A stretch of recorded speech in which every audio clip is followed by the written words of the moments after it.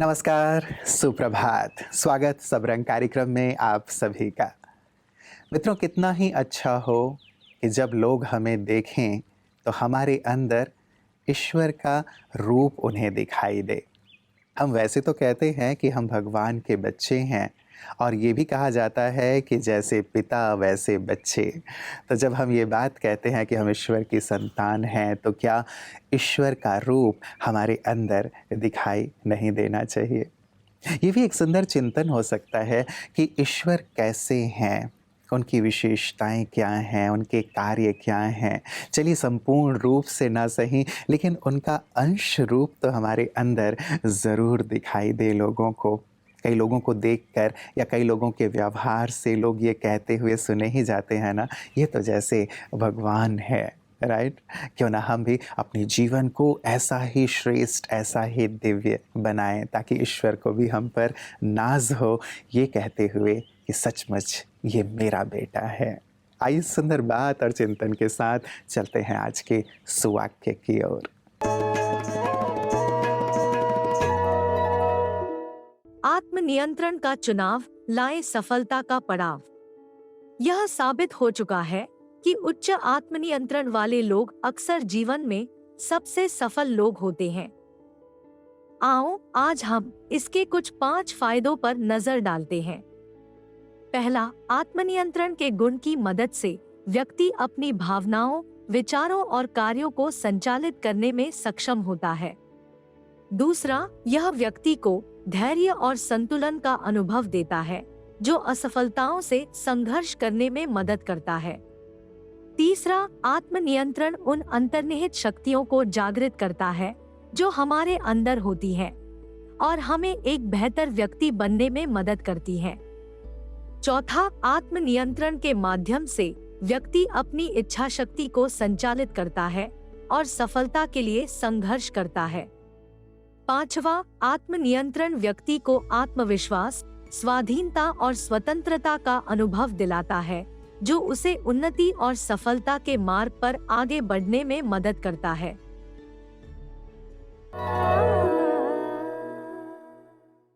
मित्रों, किसी ने बहुत सुंदर सी बात कही है कि त्याग के बिना कुछ भी पाना संभव नहीं है।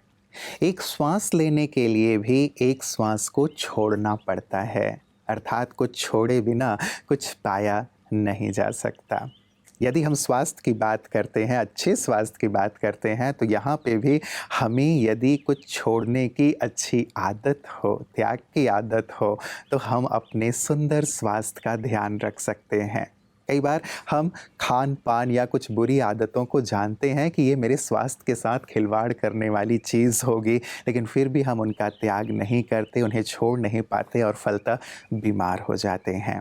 यहाँ भी त्याग को अपने जीवन में शामिल करें मित्रों, ताकि संपूर्ण स्वास्थ्य का आनंद ले सकें।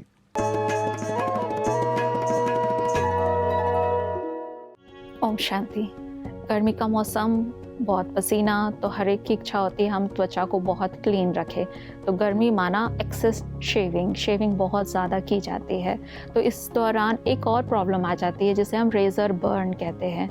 रेज़र बर्न में जहाँ आपने शेव किया है वो जगह बहुत इरिटेटेड हो जाएगी, यानी वहाँ एक तो लाल चत्ता उभर आ सकता है, गर्माइश फील होगी, हाथ लगाने पे दर्द हो सकता है, खुजली हो सकती है।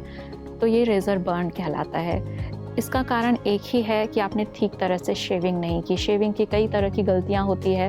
एक तो डल रेज़र यूज़ किया है, बहुत शार्प रेज़र नहीं है, जगह को शेव करने के पहले क्लीन नहीं किया है प्रॉपरली, या प्रॉपर मॉइस्चराइज़र नहीं लगाया, या बहुत ही रफ तरीके से शेव किया है, हार्श शेविंग जिसे कहते हैं, जिस वजह से वहाँ के हेयर फॉलिकल्स डैमेज हो जाते हैं, या बहुत चमड़ी के पास से एकदम शेविंग करने की वजह से वो हेयर फॉलिकल वापस उसी पोर्स में जाते हैं, तो वापस वो हेयर फॉलिकल पलटने की वजह से वहाँ इन्फेक्शन हो जाते हैं, तो वो रेज़र बर्न कहलाता है। हालांकि ये टेम्पररी कंडीशन है, कुछ दिन में आप ही ठीक हो जाती है, पर जब तक ठीक नहीं होती है बहुत तंग करती है। तो इसके लिए आप अच्छा इलेक्ट्रिक रेज़र आप यूज़ कर सकते हैं। शेविंग करने के पहले वो जगह को प्रॉपरली क्लीन करें और उसको हॉट शावर ले सकते हैं, ताकि वहाँ के पोर्स ओपन हो जाए। पोर्स ओपन होने की वजह से आप अच्छे से शेविंग कर सकते हैं। सकते हैं। और शेविंग करने के बाद ठंडा पानी यूज़ करें ताकि वो पोर्स फिर से प्रॉपरली ब्लॉक हो जाए। स्किन और रेज़र के बीच में अच्छा थोड़ा गैप रहे ताकि आप शेविंग स्मूथली कर सकें और हेयर फॉलिकल भी वहाँ डैमेज ना हो, जिससे रेज़र बर्न होने के चांसेस कम हो जाएं। दूसरा, शेविंग करने के बाद भी प्रॉपर मॉइस्चराइज़र करना बहुत ज़रूरी होता है, नहीं तो वहाँ की त्वचा रूखी हो गई, पोर्स क्लीन है, इन्फेक्शन है, हमारे हाथों में भी इन्फेक्शन है, जहाँ पे शेविंग किया वो जगह को हाथ लगेगा तो डेफिनेटली फिर से रेज़र बर्न यानी इन्फेक्शन हो जाएगा। दूसरा है, जैसे एक बार शेव कर लिया उसी पे डबल शेव करने की वजह से वो स्किन और सेंसिटिव हो जाती है, तो रेज़र बर्न का वो कारण हो जाता है। तो रेज़र बर्न अगर आपको हो जाए तो उस पर सबसे अच्छा पेस्ट तो होता है कि आप पत्तियों से एलोवेरा जेल निकालें और लगाएं। वो कूलिंग इफेक्ट देगा, हीलिंग इफेक्ट देगा, सूदिंग इफेक्ट देगा, आपको बहुत अच्छा महसूस होगा। कुछ दिनों में आप ही रेज़र बर्न ठीक हो जाएगा। दूसरा एक तरीका है कि 1 कप पानी में आप 1 चम्मच बेकिंग सोडा मिला के पेस्ट बनाएं और उसे लगाने के बाद 5 मिनट के बाद उसे ठंडे पानी से धो लें, तो ये रेज़र बर्न को ट्रीट करता है। तो प्रॉपर रेज़र, क्लीन शेविंग और बार बार उस जगह पे नई शेविंग करना है और प्रॉपर पोर्स ओपन करके हॉट वाटर से शेविंग करने के बाद प्रॉपर उसको क्लोज करके मॉइस्चराइज़र ज़रूर लगाना है। तो ये कुछ प्रिकॉशंस से हम रेज़र बर्न जैसे तकलीफ़ देने वाले समर में जो प्रॉब्लम होती है उससे बच सकते हैं। ओम शांति। प्रारंभ में भी हमने एक बात कही कि लोग हमें देखें तो ईश्वर का कोई ना कोई अंश, कोई ना कोई रूप हमें दिखाई दे तो जीवन कितना सुंदर हो जाएगा, सफल हो जाएगा। ऐसी ही कुछ महान विभूतियाँ इस संसार में भी रही हैं जिन्होंने अपने जीवन को ईश्वरमय कर लिया, ईश्वर के गुणों को अपने अंदर आत्मसात कर लिया, उन्हीं के समान सबके शुभचिंतक बन गए, सर्व के कल्याणकारी बन गए, जो हमारे दिलों में बस गए।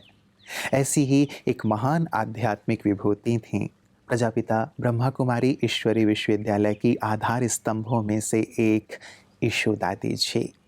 आज उनका स्मृति दिवस है। उनका पूरा ही जीवन ईश्वर को अर्पित था, विश्व कल्याण के लिए अर्पित था। बहुत ही सादा जीवन, उच्च विचार, अपने जीवन को सबके लिए हमेशा ही प्रेरणा रूप में प्रस्तुत करती हुई एक महान विभूति। आइए महकती यादों में हम भी अपने जीवन को उनकी यादों से महकाएं। आदि रत्नों में रत्न विशेष ईश्वर के समीप साथी थी ईशु दादी जी। दादियों को याद करते हैं तो बाबा की बड़ी याद आती है, और याद आता है जिसकी रचना इतनी सुंदर वो कितना सुंदर होगा। ईशु दादी जी रत्न गर्भा थी। उनमें यज्ञ के प्रति संपूर्ण निष्ठा, ईमानदारी, वफादारी तो सागर की तरह गहन गंभीरता सबने देखी।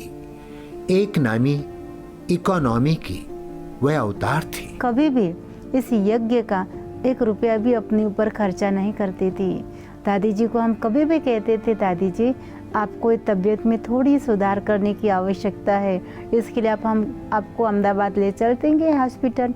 तो दादी जी कहेंगी वहाँ जाएंगी तो हमें खर्चा होगा, तो इसीलिए मुझे तो नहीं जाना है, बाबा तो मेरा डॉक्टर है, मुझे आप ही ठीक कर देगा, मैं क्यों जाके अपना चेकिंग करा के पैसे बाबा के घर का यज्ञ का खर्चा करूं।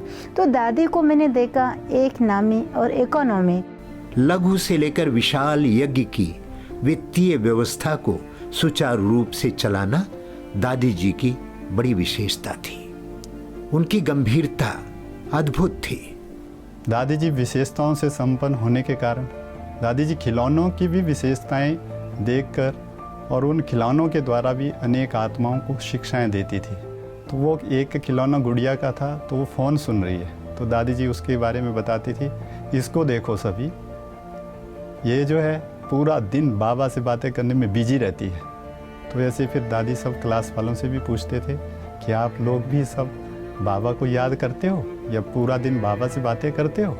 कितने गोपनीय दस्तावेज, कितनी बातें दादी जी को ज्ञात होते हुए भी वह कभी किसी को कुछ नहीं सुनाती थी। दादी जी के अंतिम दिनों में गंभीरता और रमणीकता का अद्भुत समन्वय देखा गया। बड़ी हंसमुख रही। दादी जी प्रसन्नता के साथ अपने प्रेम की अभिव्यक्ति करते थे। 6 मई सन 2021 को आपने अपने भौतिक देह का त्याग कर दिया। यीशु दादी जी आज भी हमारे मध्य में साकार रूप से उपस्थित तो नहीं है, किंतु उनका व्यक्तित्व और कर्तृत्व सदैव हमें स्मरण में आता रहेगा। वह हमारे बीच हमेशा ही उपस्थित रहेंगी। ओम शांति।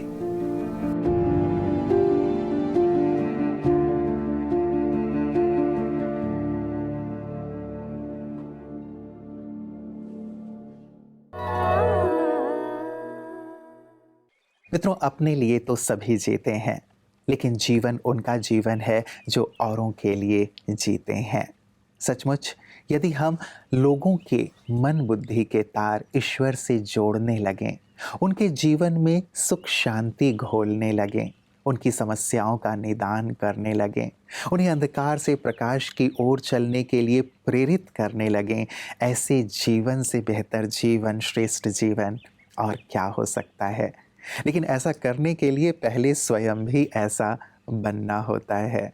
और जैसे यीशु दादी जी के जीवन को हमने देखा, वैसे ही आज लाखों ब्रह्मा कुमार और ब्रह्मा कुमारियाँ अपने जीवन को श्रेष्ठता से भरकर, प्रकाश से भरकर, ईश्वरीय रंग से भरकर सबको भी इस श्रेष्ठ पथ पर चलने के लिए प्रेरित कर रहे हैं। और उनकी इन्हीं दिव्य और श्रेष्ठ सेवाओं को हम देखते हैं प्रतिदिन पीस न्यूज़ हाइलाइट्स में।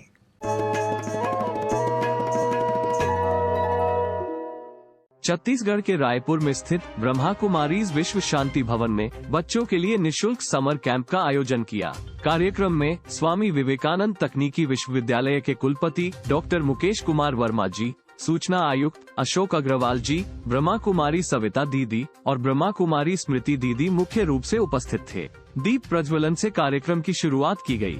सभी उपस्थित लोगों ने अपनी शुभ भावनाएं व्यक्त की। एक बहुत अच्छी बात कही कि हमारे दुखों का कारण, परेशानी का कारण, गुस्से का कारण हम दूसरे से कंपैरिजन करते हैं। मैं इस समर कैंप के आयोजन के लिए ब्रह्मकुमारी बहनों को बहुत धन्यवाद देता हूं और जो बच्चे इसमें आए, लगभग 80-90 बच्चे हैं, इन सबके उज्जवल भविष्य की कामना करता हूं।